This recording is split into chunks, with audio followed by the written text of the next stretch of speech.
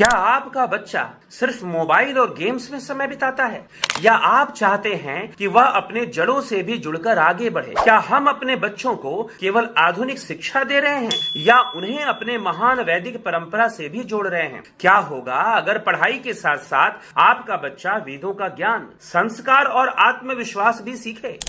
भारत की संस्कृति वेदों का ज्ञान सिर्फ इतिहास नहीं है बल्कि जीवन जीने की कला है। और आज के युवाओं में सबसे बड़ी कमी इसी बात की है कि उनके पास जीवन जीने की कला ही नहीं है। और इसी कारण से आज का युवा कभी डिप्रेशन की ओर तो कभी नशे की ओर तो कभी आत्महत्या की ओर अपने कदम बढ़ाते हुए दिखाई देता है, जो कि एक भयावह स्थिति है युवाओं की। और इसी का ध्यान रखते हुए हम लेकर आए हैं वैदिक ज्ञान ओलंपियाड। टीनेजर बच्चों के लिए जिनकी उम्र 9 वर्ष से 17 वर्ष तक की है, वो इस परीक्षा में भाग ले सकते हैं। सभी अभिभावकों और माता पिता से यही आग्रह है कि वो अपने बच्चों को जिनकी उम्र 9 से 17 वर्ष के बीच है, उसे अवश्य इस परीक्षा में भाग दिलवाएं। इस परीक्षा के अंतर्गत 2 लेवल्स में एग्जामिनेशन होंगे। पहला होगा 19 अप्रैल 2026 को ऑनलाइन एमसीक्यू टेस्ट। जो बच्चे 75% अंक के साथ एमसीक्यू पास करेंगे उनको फिर क्विज कंपटीशन में बुलाया जाएगा, और जो क्विज कंपटीशन में रैंक 1 पर टॉप करेगा उसे पुरस्कार में मिलेगा 9,000 रुपए, और जो रैंक 2 पर टॉप करेगा उसे पुरस्कार में मिलेगा 6,000 रुपए, और जो रैंक 3 पर टॉप करेगा उसे पुरस्कार में मिलेगा 3,000 रुपए। और अन्य सभी 75% अंक लाने वाले बच्चों को पासिंग सर्टिफिकेट दिया जाएगा। और साथ ही जितने बच्चे पार्टिसिपेट करेंगे अर्थात प्रतिभागी होंगे उन्हें भी पार्टिसिपेटिंग सर्टिफिकेट दिया जाएगा। साथ ही इस परीक्षा में जो प्रश्न पूछे जाएंगे वो वैदिक परंपरा के ऋषि मुनियों, वेदों के विस्तार, वैदिक परंपरा के पर्व त्योहार, वैदिक परंपरा के संस्कार, रामायण, महाभारत और श्रीमद् भागवत महापुराण की कथाओं पर आधारित प्रश्न पूछे जाएंगे। अगर आपके बच्चे इनका अध्ययन करते हैं या आप उन्हें इसका अध्ययन करवाते हैं तो वो अवश्य ही उत्तीर्ण हो जाएंगे और पुरस्कार भी जीत पाएंगे। तो विलंब ना करें, 16 अप्रैल 2026 से पहले आप इसका पंजीकरण कर लें। हमारे इस क्यूआर कोड को आप स्कैन कर लें। स्कैन करते ही आप पेमेंट पेज और रजिस्ट्रेशन फॉर्म की ओर रीडायरेक्ट हो जाएंगे। रजिस्ट्रेशन फॉर्म भरकर अपनी डिटेल्स फिल करके आप सबमिट कर दें। साथ ही रजिस्ट्रेशन शुल्क मात्र रुपए 200 जमा कर दें। जल्दी करें, अगर 16 अब जाएगा तभी आप इस प्रतियोगिता परीक्षा में भाग ले पाएंगे।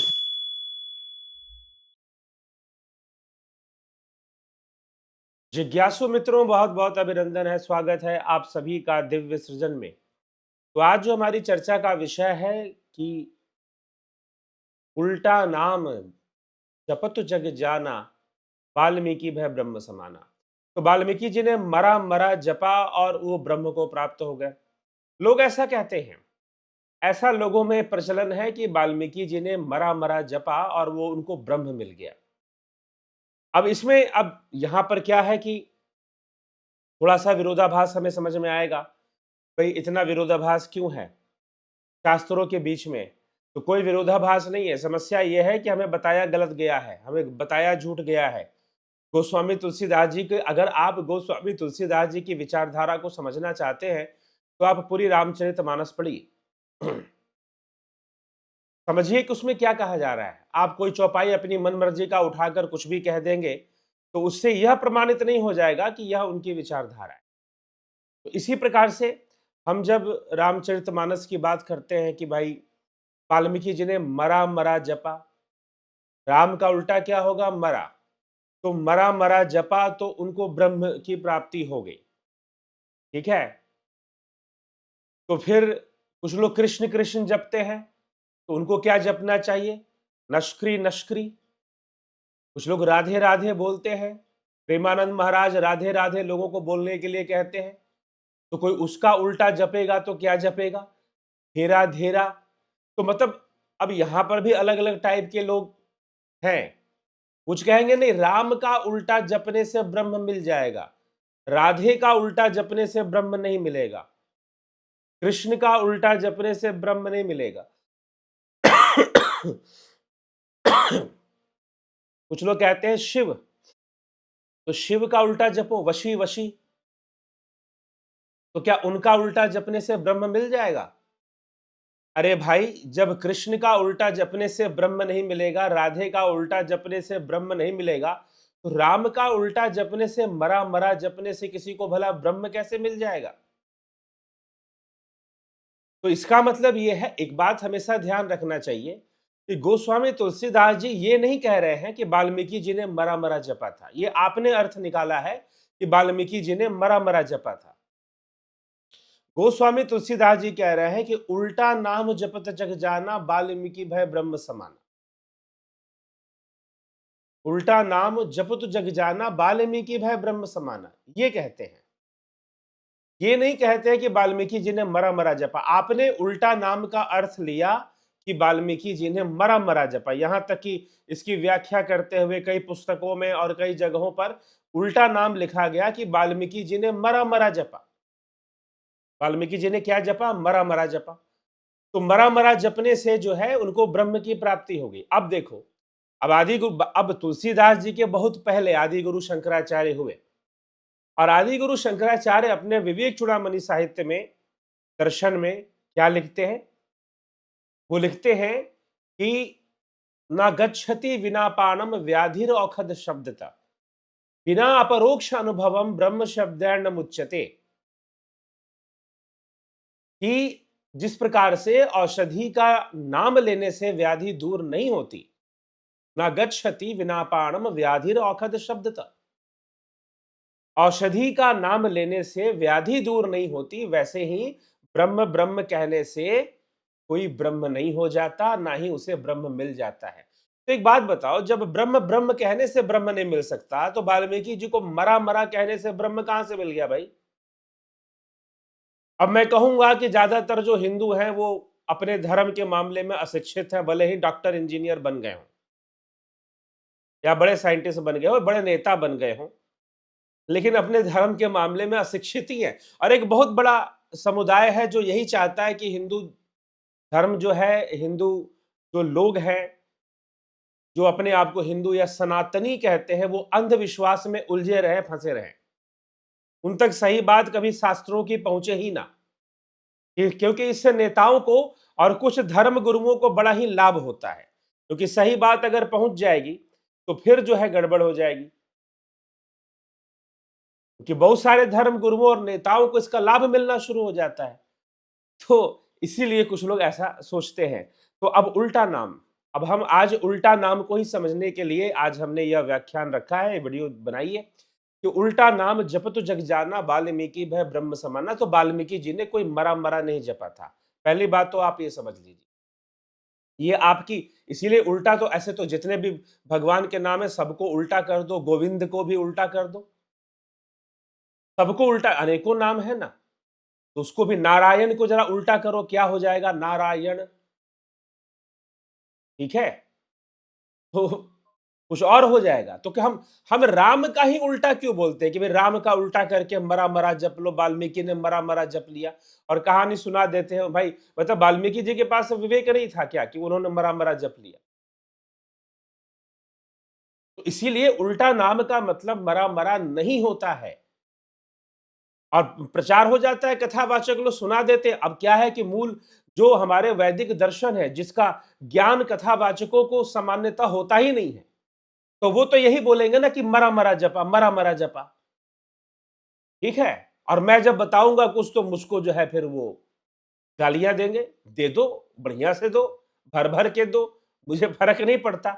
लेकिन जो शास्त्रों का सत्य है वो आपके सामने, और जो अभ्यास का सत्य है, जो मैंने खुद अभ्यास कर कर भी समझा है, वो आपके सामने रखना। क्योंकि चलो कुछ गालियां देने वाले तो कुछ समझने वाले भी बहुत सारे लोग हैं ना, तो उनके लिए रखा जाता है जो समझने वाले हैं। तो अब उल्टा नाम क्या है? उल्टा नाम किसे कहते हैं? उलट जाना। उल्टा नाम मतलब कि उलट जाना। यहां पर उल्टा नाम के कई अर्थ हैं। उल्टा नाम, जो एक तो इस संसार में सब कुछ व्यक्त है, और एक अव्यक्त नाम है, तो उसको भी हम उल्टा कह सकते हैं कि अव्यक्त है। उल्टा का अर्थ यह भी होता है कि बहिर्मुखी है, और एक अंतर्मुखी हो जाना, यह भी उल्टा है। श्वासों को अंतर्मुखी कर लेना, अगर हम शिव महापुराण का हम उदाहरण लें तो शिव महापुराण के कैलाश संहिता में आपको उसका स्क्रीन दिखाता हूं। शिव महापुराण के कैलाश संहिता में इसका जो वर्णन आता है वो क्या है, आइए हम देखते हैं। तो कैलाश संहिता के अंदर शिव महापुराण में वामदेव से कहा जा रहा है कि हे वामदेव, हंस पद को उलट देने से सोहम पद बनता है। अगर हंसह पद को उलट देने से सोहम पद बनता है, उसमें प्रणव का प्राकट्य कैसे होता है, यह तुम्हारे स्नेहवश मैं बता रहा हूं, सावधान होकर सुनो। सोहम पद में साकार और हकार नामक व्यंजनों को त्याग देने से स्थूल ओम शब्द बचा रहता है। सोहंग में से स और ह को हटा दीजिए, व्यंजन है ये, स्वर और व्यंजन। हिंदी पढ़ा होगा जब आपने, या मराठी हिंदी संस्कृत आपने पढ़ी होगी तो स्वर व्यंजन के बारे में पढ़ा होगा। तो व्यंजन जो है, तो अगर आपने व्यंजन त्याग दिया तो स और ह व्यंजन है, तो क्या बचेगा, स्वर बचेगा। वो स्वर कौन सा होगा, ओम होगा। ओम शब्द बचा रहता है जो परमात्मा का वाचक है। तत्वदर्शी मुनि कहते हैं कि उसे महामंत्र रूप जानना चाहिए। उसमें जो सूक्ष्म महामंत्र है उसका उद्धार मैं तुम्हें बता रहा हूं। हंसः पद में 3 अक्षर है, ह अ स। इन तीनों में जो अ है वह 15वें अनुस्वार और 16वें विसर्ग के साथ, सकार के साथ जो अ है वह विसर्ग सहित है। यदि सकार के साथ ही उठकर हम की आदि में चला जाए तो हंसः के विपरीत सोहम यह महामंत्र हो जाता है। इसमें जो सकार है वह शिव का वाचक है, अर्थात सकार सोहंग में स से का वाचक है, और जो ह है वो शक्ति का वाचक है, मतलब पार्वती का वाचक भी इसको माना गया है। यह व्याख्या यहां पर नहीं हो रही, लेकिन दूसरे हठ योग के शास्त्रों में यह व्याख्या मिलती है। तो सोहम यह महामंत्र हो जाता है। इसमें जो साकार है वह शिव का वाचक है, अर्थात शिव ही साकार के अर्थ में माने गए हैं। शक्यतात्मक शिव ही इस मंत्र शक्यतात्मक शिव ही इस महामंत्र के वाच्यार्थ है, यह विद्वानों का निर्णय है। गुरु जब शिष्य को इस महामंत्र का उपदेश देते हैं तब सोहम पद से उसको शक्यतात्मक शिव का ही बोध कराना अभिष्ट होता है, अर्थात वह यह अनुभव करे कि मैं शक्यतात्मक शिव रूप हूं, मैं ही शिव हूं। शिवोहम का अनुभव उसे होना चाहिए। तो उसे क्या मिलेगा, और यह कब होगा, जब उल्टा नाम मिलेगा। जब उल्टा नाम मिलेगा, जो हंसा से सोहंग करवाएगा, जो हंसा से सोहंग करवाएगा वो गुरु है। जो हंसा, लेकिन अब हंसा से सोहंग होता कैसे है, सबसे बड़ी पॉइंट यहां पर है, वो यहां लिखा नहीं जा रहा है। हंसा से सोहंग होता कैसे है। अब सोहंग क्या है, पहली बात तो सोहंग का और सोहंग को माना कहां गया है, अब इसको भी देख लीजिए आप। अब हम इसमें चलते हैं, हठ योग का एक शास्त्र है घिरंड संहिता।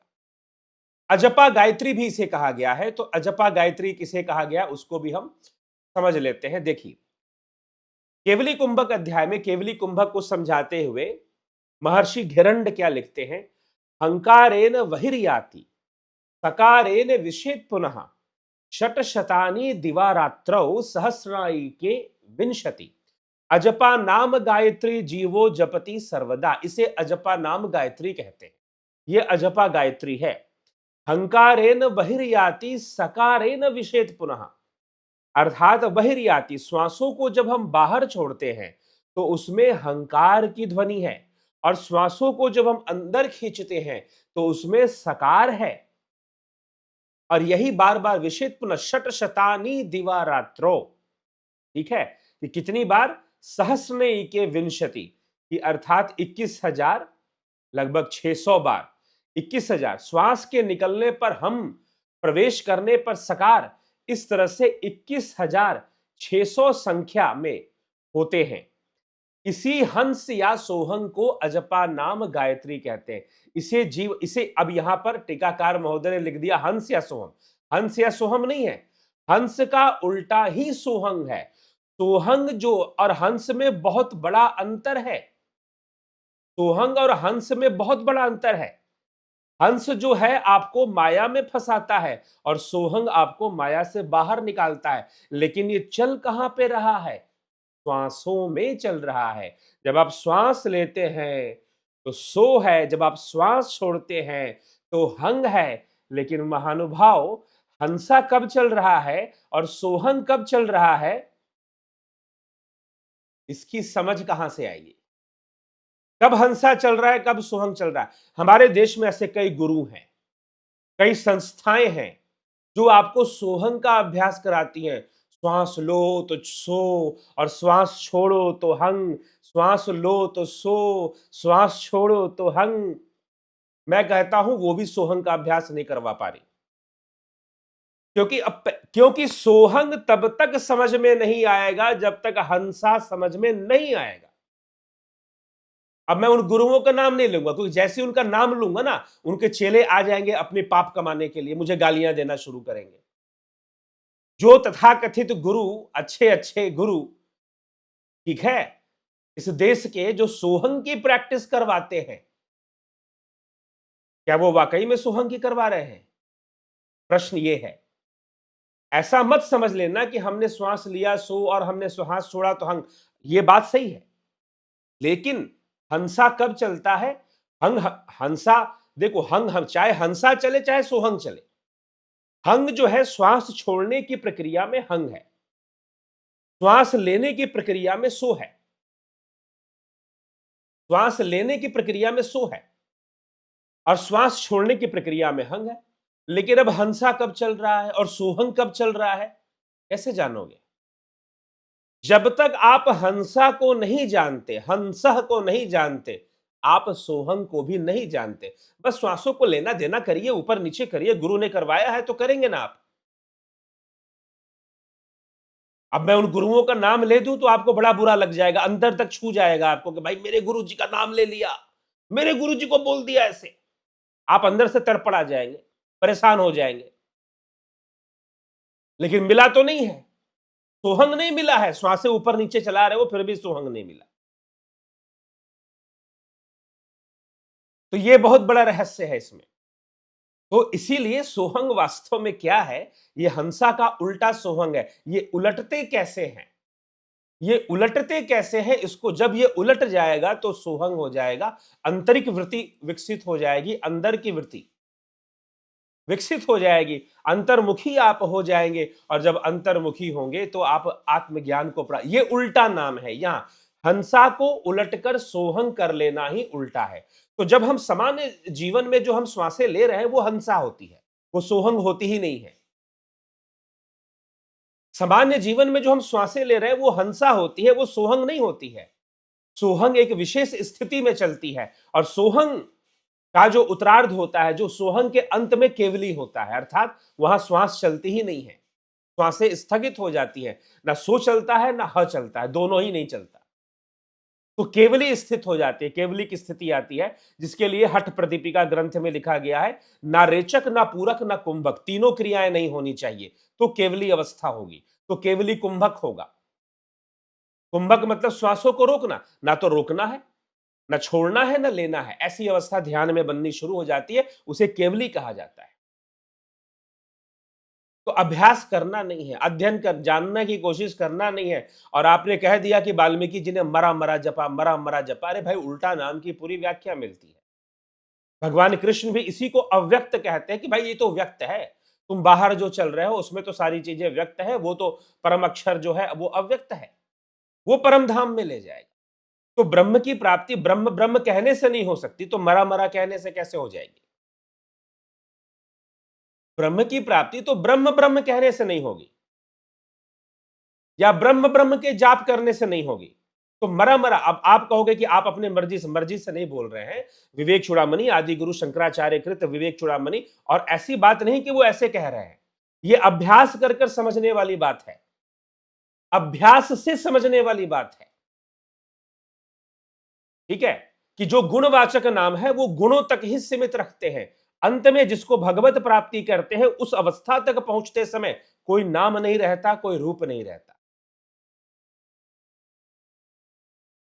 ठीक है, तो भावनात्मक विषय आपको भावनाओं में ही रखेंगे। जो आप कहते हो भगवान तो वैसे जिसकी जैसी भावना वैसे दिख जाते, तो वो भावनाओं का खेल है, वो 3 गुणों का खेल है, क्योंकि भावनाएं 3 प्रकार की होती है। भगवान श्री कृष्ण श्रीमद् भगवत गीता में 3 प्रकार की भावनाओं का वर्णन करते हैं। सात्विक भावना, तामसी भावना, राजसी भावना।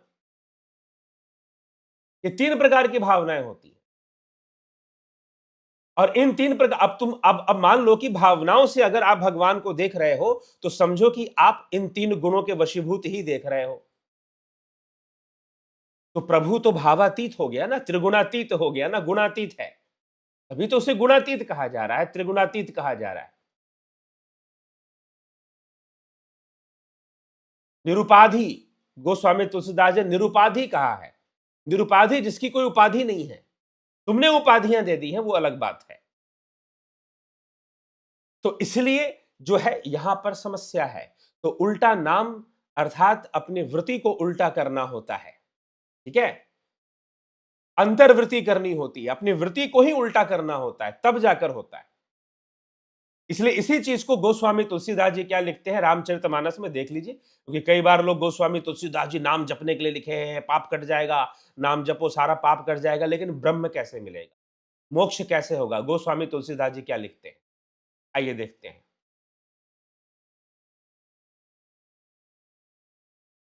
तो गोस्वामी तुलसीदास जी रामचरितमानस में 118वें दोहे के 117वें 118वें दोहे के बीच क्या लिखते हैं? सोहम अस्मिति वृत्ति अखंडा, दीप शिखा सोई परम प्रचंडा, आत्म अनुभव सुख सुप्रकाशा, तब भव भूल भेद ब्रह्म। सोहम अस्मि अर्थात वह ब्रह्म मैं ही हूं का अर्थ भी होता है, लेकिन यह एक अंतर्वृत्ति है, विपरीत वृत्ति है ये, और यह अखंड वृत्ति है जो इससे जुड़ गया। यह जो अखंड है, तैलाव्रत अखंड वृत्ति है, वही परम प्रचंड दीप शिखा है जो आत्म अनुभव के सुख का सुंदर प्रकाश फैलाता है। तब संसार के मूल भेद रूपी भ्रम का नाश हो जाता है। प्रबल अविद्या कर परिवारा, मोह आदि तम मिटई अपारा, तब सोई बुद्धि पाई उजियारा, उर गृह बैठी ग्रंथ निर्वारा। उत्तर कांड में 118वें दोहे से पहले आप इसको आपको मिल जाएगा। और महान बलवती अविद्या के परिवार, मोह आदि का अपार अंधकार मिट जाता है। तब वही बुद्धि प्रकाश को पाकर हृदय रूपी घर में बैठकर उस जड़ चेतन की गांठ को खोल देती है, और खोलकर वह ब्रह्म को प्राप्त होती है। छोरन ग्रंथि पाव जो सोई, तब यह जीव कृतारथ होई, छोड़त ग्रंथि जानि खगराया, विघ्न अनेक करई तव माया। ठीक है, तो ये चीज है। इसलिए अब यहां पर साधक की यात्रा बताई जा रही है कि जब ग्रंथि खुलती है तो माया का आक्रमण भी होता है, लेकिन जो जिसकी बुद्धि संभल चुकी है, जो स्थित प्रज्ञता को प्राप्त हो गया है, वो उस माया में नहीं फंसता। ये सारा वर्णन तुलसीदास जी कर रहे हैं। तो सोहम अस्मिति वृत्ति अखंडा, तो सोहम की वृत्ति से आपको जुड़ना पड़ेगा, और हंसा से सोहम कैसे पलटता है इसको समझना पड़ेगा। हम सामान्यतः हंसा की स्थिति में रहते हैं, सोहम की स्थिति में हम नहीं रहते। सोहम की स्थिति में कैसे जाना है, अब जिन गुरुओं से आपने पूछा है उन्हीं से पूछ लो, वही बता देंगे। नहीं समझ में आ रहा है तो ध्यान योग का जो हमारा ऑनलाइन को 2 कोर्सेज कर लीजिए। मैं कहता हूं अगर आप सोहम को बहुत अच्छे तरह से समझना चाहते हैं, 2 कोर्स कर लीजिए, ध्यान योग का भी कर ले, या इनमें से कोई एक भी कर ले तो चलेगा, लेकिन पूरी स्पष्टता से बताया गया है। तो स्वर योग के कोर्स में, ध्यान योग के कोर्स में भी इसका अभ्यास बताया गया है, स्वर योग के कोर्स में इसका रहस्य खोल के रखा गया है, थ्योरेटिकली पूरा समझाया गया है कि हंसा से सोहंग कैसे हो जाता है, कब हंसा चल रहा है, कब सोहंग चल रहा है। इस रहस्य को पूरा समझाया गया है आपके स्वर योग के कोर्स में। तो आप स्वर योग का कोर्स भी ज्वाइन कर सकते हैं, ये क्यूआर कोड के थ्रू हमारे वेबसाइट पे जा सकते हैं और वहां जाकर आप स्वर योग का कोर्स ज्वाइन कर सकते हैं। हाँ, इन सभी कोर्सेज की दक्षिणा होती है, वो दक्षिणा शुल्क आपको देने के बाद ही आप ज्वाइन कर पाते हैं। तो स्वर योग का कोर्स है, और मेडिटेशन, ऑनलाइन मेडिटेशन ध्यान योग का कोर्स है। इसमें 2 मेंबरशिप होते हैं, सन और जुपिटर। तो आप अगर सन मेंबरशिप भी ज्वाइन कर लेते हैं तो उससे भी आपको हो जाएगा, नहीं तो आप स्पिरिचुअल हीलिंग सीखना चाहे तो जुपिटर भी ज्वाइन कर सकते हैं। तो ये कोर्सेज होती हैं, ठीक है, और ये कोर्सेज मेहनत से बनाई गई है, 1-1 महीने की कोर्सेज हैं। जुपिटर मेंबरशिप में लगभग 32 वीडियोस हैं, जिसमें ध्यान योग के विषय में और स्पिरिचुअल हीलिंग की कई क्रियाएं बताई गई हैं। ठीक, इसी प्रकार से सन मेंबरशिप में लगभग 26-28 वीडियोस हैं। स्वर योग में इसी प्रकार से वीडियोस हैं बहुत सारे। स्वर योग में तो ज्योतिष, स्वर ज्योतिष भी आता है, स्वर तंत्र भी आता है। इन दोनों श्वासों की चंद्र नाड़ी कब चल रही है, सूर्य नाड़ी कब चल रही है, कब कौन सी चलनी चाहिए, खाना खाते समय कौन सी चलनी चाहिए, गाना गाते समय कौन सी चलनी चाहिए, इंटरव्यू देते समय कौन सी नाड़ी चलनी चाहिए, और नाड़ियों को बदलना है तो उसकी टेक्निक्स भी बताई गई है स्वर योग के ऑनलाइन कोर्स में। तो आप इन सबका लाभ उठा सकते हैं, और ये एक बार दिया जाता है। एक बार ही कोर्स में आपको हमेशा के लिए कोर्स मिल जाता है। ऐसा नहीं कि 1 महीने के लिए कोर्स, 1 महीने का है, लेकिन आपने एक बार ज्वाइन कर लिया तो वो कोर्स आपको मिल जाता है। तो इस तरह से ये हमें समझना है इस विषय को। तो उल्टा नाम कहने का मतलब मेरे भाई मरा मरा नहीं है, इतना समय बीत गया। क्या मुझे ये लगता है कि एक बहुत बड़ी ताकत है जो हिंदू समाज को अंधविश्वास में ही रखना चाहती है। वो चाहती है कि अंधविश्वास बना रहे। यहां पर समस्या है। तो इसीलिए हमें विवेक से विचार करना है, विचार कर कर जीवन में आगे बढ़ना है। उल्टा नाम जप तक जग जाना, वो मरा मरा नहीं होता है। उल्टा नाम का अर्थ मरा मरा नहीं, वो वही सोहंग स्मृति वृत्ति अखंडा दीप शिखा सोई परम प्रचंडा आत्म अनुभव सुख सुप्रकाशा तब भूल भेद ब्रह्मनासा। ये तुलसीदास जी लिख रहे, इसको समझिए ना। इसको उल्टा नाम है, ये वास्तव में उल्टा नाम।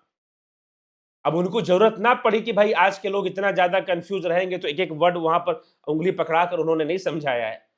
लेकिन हमें तो समझना चाहिए ना कि भाई अब उल्टा नाम, तो भाई कोई कृष्ण का उल्टा जपने लगे तो क्या उसे ब्रह्म मिल जाएगा? राधे का उल्टा जपने लगे तो ब्रह्म तो ब्रह्म ब्रह्म कहने से भी नहीं मिलेगा। कबीर कहते हैं धन धन कहे धनी जो होए तो निर्धन रहे ना कोई, बिन देखे बिन अरस परस के नाम लिए क्या होए। बिना अनुभूति के नाम लेने से क्या हो जाएगा? धन धन कहने से कोई धनी हुआ क्या आज तक? ठीक है। अब आ जाइए कि भाई जो सगुन नाम है, राम राम कहना या कृष्ण कृष्ण कहना या मंत्र जाप करना, वो गलत नहीं है। वो गलत नहीं है। अब कुछ लोग कहते हैं मंत्र जाप मम दृढ़ विश्वासा पंचम भजन सो वे। अरे भाई मंत्र किसे कहते हैं? मंत्र किसे कहते हैं? मनोत्रायति इति मंत्र, जिससे कि मन नियंत्रण में आए, उसे मंत्र कहते हैं। मंत्र का सही अर्थ तो आपने जाना नहीं, और मंत्र भाई मंत्र जाप, अरे भाई तुम अपने मन को नियंत्रण जो करता है वास्तव में वही मंत्र जपता है। आपने मन का कुछ और ही अर्थ निकाल दिया है। मन का अर्थ मतलब संस्कृत का कोई सेट ऑफ वर्ड्स होगा तो वही मंत्र होगा। ऐसे वेदों में जो लिखे गए हैं संस्कृत, उनको मंत्र ही कहते हैं। वेदों में मंत्र होते हैं, वेदों में श्लोक नहीं होते। अब उन मंत्रों को भी ऋग्वेद में ऋचाएं कह देते हैं, यजुर्वेद में यजु कह देते हैं, सामवेद में साम कह देते हैं, या गान भी कहते हैं। छंद होते हैं उसमें फिर, इसलिए सामवेद से छांदोग्य उपनिषद निकला है। तो इस तरह से मंत्र जो है, मनों को, जिससे मन नियंत्रण में आ जाए, मन का कंट्रोल हो जाए, मन के दुर्विचार दूर हो जाए, उसको मंत्र कहते हैं। तो मन को नियंत्रण करने के लिए, मन को एकाग्र करने के लिए सगुन नाम का जाप भी गलत नहीं है, वो सही है। लेकिन जब आप ये घोषणा करते हो कि ऐसे ऐसे करो तुम्हारे सारे पाप कट जाएंगे, पुण्य नहीं कटेंगे क्या? सिर्फ पाप ही कटेंगे? एक बात ध्यान रखना, जब तक पुण्य है तब तक पाप है, पाप है तो पुण्य है, पुण्य है तो पाप है। अब इतनी गहराई में आपने भारतीय दर्शन को समझा कहां है अभी कि दोनों, आपको तो सिर्फ पाप काटने हैं। भगवान कृष्ण कहते हैं यथे धांसी समिधोर अग्नि भस्म सात कुरते अर्जुन, ज्ञान अग्नि सर्वकर्माणि भस्म सात कुरते तथा। कि जिस प्रकार समिधा अग्नि में भस्म होती है, वैसी ज्ञान अग्नि में कर्म भस्म होते हैं। लेकिन जब कर्म भस्म होते हैं ना, तो दोनों भस्म होते हैं, पाप और पुण्य दोनों ही भस्म होते हैं। तभी मुक्ति होगी, तभी मोक्ष होगा। अगर सोचते हो कि पाप कट जाए और पुण्य ना कटे, तो फंसे रहोगे इसी संसार में, और पाप भी होगा पुण्य भी होगा, जीव से होता रहता है। इसीलिए प्रायश्चित कर्म की प्रेरणा दी जाती है हमारे शास्त्रों में, वेदों में, वैदिक कर्मकांड में। तो इसीलिए हमें विचार करना है, इस विषय को समझना है। उल्टा नाम का मतलब कोई मरा मरा नहीं है। उल्टा नाम का मतलब कोई राधे को धेरा धेरा कर देगा कोई, फिर तो चलो मैं उल्टा, वाल्मीकि ने उल्टा जपा था, मैं तो राधा जी का भक्त हूं तो राधा जी को उल्टा जप लेता हूं। लोग सोच सकते हैं ना ऐसा। तो इसीलिए जब हम बात करते हैं, हम जागरूकता, मैं बस इतना करना चाहता हूं कि हम शास्त्रों के प्रति जागरूक हो। इसीलिए हम ये देखिए वैदिक ज्ञान ओलंपियाड का ये कार्यक्रम लेकर आ रहे हैं। वैदिक ज्ञान ओलंपियाड 19 अप्रैल 2026 को इसकी परीक्षा होगी। आपके बच्चे अगर 9 वर्ष से 17 वर्ष की उम्र के हैं, टीनेजर बच्चों के लिए हमने विशेष रूप से रखा है, आगे हम इसको देखते हुए बड़े बच्चों के लिए भी रख दिया करेंगे। लेकिन अभी 9 से 17 वर्ष के टीनेजर बच्चों के लिए ही एग्जाम्स हैं। वैदिक ज्ञान ओलंपियाड यह है और इसमें इनाम भी मिलेंगे। जो अव्वल आएगा, विनर अप होगा, उसको 9,000 रुपए, 6,000 रुपए, 3,000 रुपए ऐसे दिए जाएंगे बच्चों का प्रोत्साहन बढ़ाने के लिए।